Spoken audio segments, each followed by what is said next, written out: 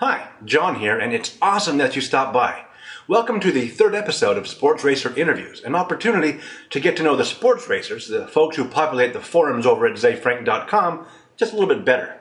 This episode is part 3, the last of a multi-part interview with Scott Moore, also known as AwedJob. If you missed parts 1 and 2, you can check them out by clicking right here for part 1 or here for part 2, if your YouTube browser supports embedded links, or you can find the links in the video description.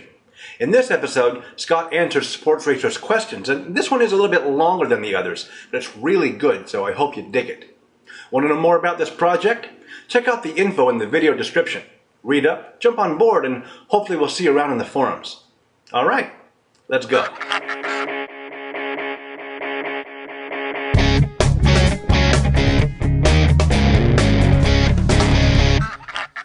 I've got a couple of questions that were put forward by other sports racers. So this first question comes from Sassy Pants, and she asks, what are your favorite and least favorite words?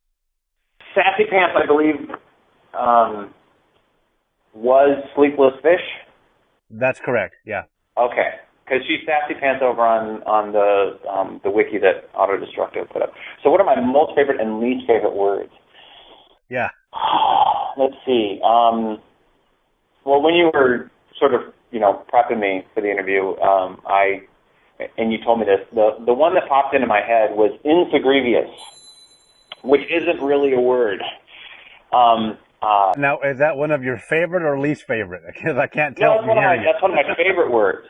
Okay, it's one of my favorite words. But it's, it's not like, yes, I'm going to go through my list of favorite words. It's just one of those things that a friend of mine told me about, and it's like, if you want to sound smart, use this word. It doesn't mean anything, and if people call bullshit on you, then it's kind of like a litmus test. You can tell if they are erudite, well-read folks, and what the hell does that mean? That's not a word. Or it was like, oh, yeah, okay, But, you can use it in many different circumstances. But insegrevious, it's not a word. It's a fake word that sounds big and long and important, and you can pull it out if you ever want to sound smart or have fun with your friends that totally know that you're pulling their leg. So, well, note taken. I may need to adopt that one myself.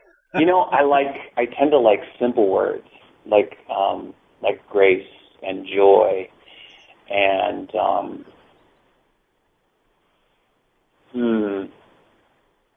it's kind of hard. I'm a visual person, so I think of an image first. Insegrevious is the word that came to my mind. Let's see, my least favorite.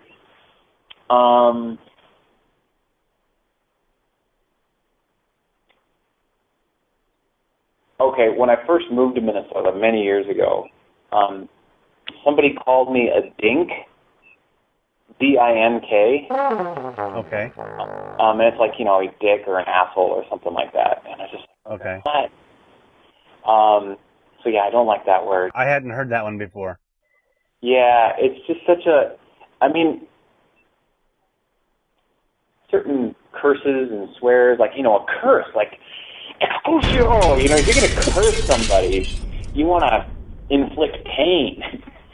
And dink is just it's very indicative of the Minnesota way of, the passive-aggressive quality. Okay. It's a cute way of saying something that's not really cute. Exactly. I'm going to call you an asshole, but it's going to make a cute little dink sound. And it's like, what is that? You're going to curse me. Call me an asshole or, dickhead or, something like that. Well, I remember when I was growing up and, my mom would be trying to mitigate our potential of going into, using the use of foul words and so forth. And she suggested, whenever you get angry or frustrated and you really want to express something through foul language, just use the word horse feathers. And I'm like, my brothers and sisters are sitting around going, okay, whatever. Well, I tried it. at one point, Yeah. I don't remember what I had done. I, smashed a hammer on my thumb by accident or something, and it said, horse feather, and I got angrier because I Yeah. felt not only stupid for saying it, but it did absolutely nothing to express my frustration and anger, and it only There's a served to reason make it fuck worse. is spelled the way it's spelled. Right. You know? Yeah. Exactly. Yeah. It's just, just the shape your face makes. If you could see my face right now. Yep. Because exactly. my face is already in a frown when I'm saying it, and then it ends with a. Yeah. So it's like I'm spitting at you. Okay, so next question. Next question we have is from Richard Tingley. It's, what inspires you? Truth. And that, I mean in, just the broadest sense.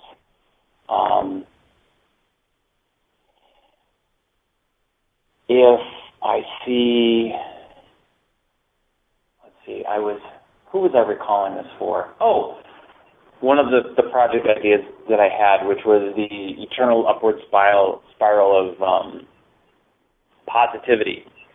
And I asked people to recall, a happy memory, but to record themselves listening to my happy memory and then look to the camera and record their happy memory. So I was thinking about my son when he went up to our third floor. It used to be just an unfinished attic, and then we finished it off, and there's carpeting, and there's windows, and it's really safe and bright and lights and stuff like that. And he gets up there and he just starts running around, and he's got a big smile on his face, and he's having just the best time.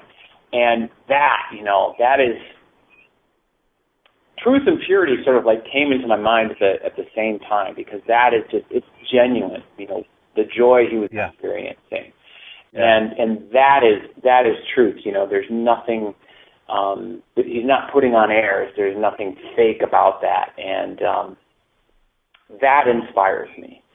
When somebody tells me something and it just sounds so right, that inspires me. When I see somebody being their true selves, that inspires me, because by seeing somebody living their truth, it encourages me to live my truth.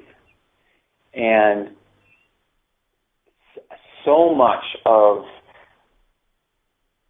the things that I experience, out in the world, or even, with my family or with my friends, it's a little cold in my office, so I had to turn the heater on, but I'm going to turn that off. When I see other people, expressing or living their truth, it encourages me to live my truth, and that is a valuable thing, because so much of so many of my encounters are about mitigating components of who I am. Truth is great, but not everybody wants to hear my truth. And sometimes it takes a long time for me to express my truth. And other times, man, I just need to get through this grocery line and get the groceries home and get the kids home so they can, go to the bathroom and, get some food in them because they're cranky and, all that sort of stuff. But there are moments, like even in the checkout line at the grocery store, there are moments of truth where, somebody is just genuinely concerned. Like if my daughter falls and smacks her head on the floor and somebody helps her up and says, is she okay? That inspires me. That inspires me to continue to be a better person, to appeal to the better angels of my nature when I'm dealing with other people, because it makes everything easier. The gratitude that we express towards one another is sort of like the grease against the wheels of everyday life and aggression. And I'm reading a book right now. It's called Creating Innovators, and I'm really concerned about bringing my kids up in a way that they can be fulfilled and whole people and contributing to their community, the world community, their local community. Yeah. So I'm trying to find the best way to foster creativity and innovation in them. And can't remember the author's name, but he talks about these 3 stages, where first there's play, and it's like the first 10, 20 years of our lives is all about play. And we do that because we're trying to figure out, what we like to do and what do I enjoy doing? And for me, that was drawing and taking apart radios when I was a kid. And then, like the next 10 years from like the age 20 on to 30 is passion. And that's when I was, staying up late in the journalism school, even though I wasn't taking any classes there, trying to figure out how to edit video, because I was passionate about it. It was almost like a challenge. There was it was called the Video Forum is what I set up, and there were newspapers there, and there was the university owned a television station, but there wasn't this outlet where people, sort of like the man on the street, the person on the street, interviews. And there was an article in one of the newspapers is like, this is the only forum for students to exchange ideas. And I took that as a challenge, and I channeled it into my passion, and then it came out as the Video Forum. And then, like the third stage is purpose. Okay. And I'm at that stage right now where this is my purpose, and that's why I interact with people through Zay's various games and toys and projects, is because I see truth there, There's definitely a thread of building up and expressing and collaborating and basically pursuing things that you're seeing is really important. Or getting back to your earlier words, something that is truthful. I feel like I've definitely learned a lot more about who you are and the person behind the moniker of AwedJob over on the forums. Let me ask you very quickly, where else can we find you?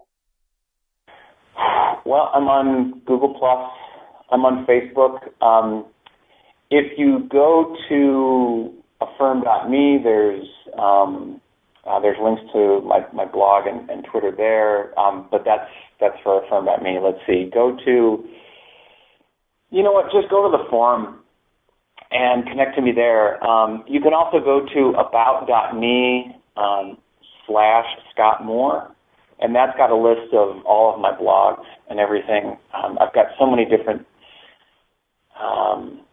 projects that are sort of like far-flung, that's a really good central locator. Another one is AwedJob.com.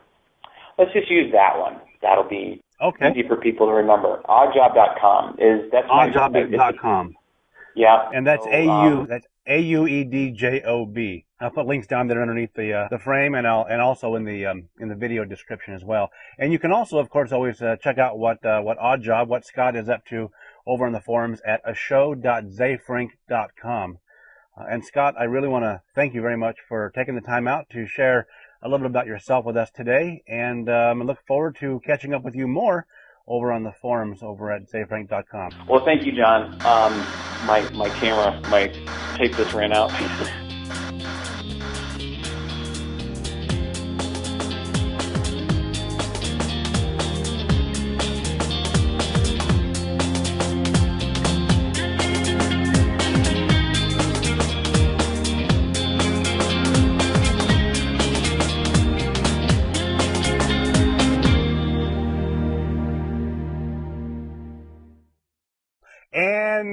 Scene. Thank you, Scott. We made it through there.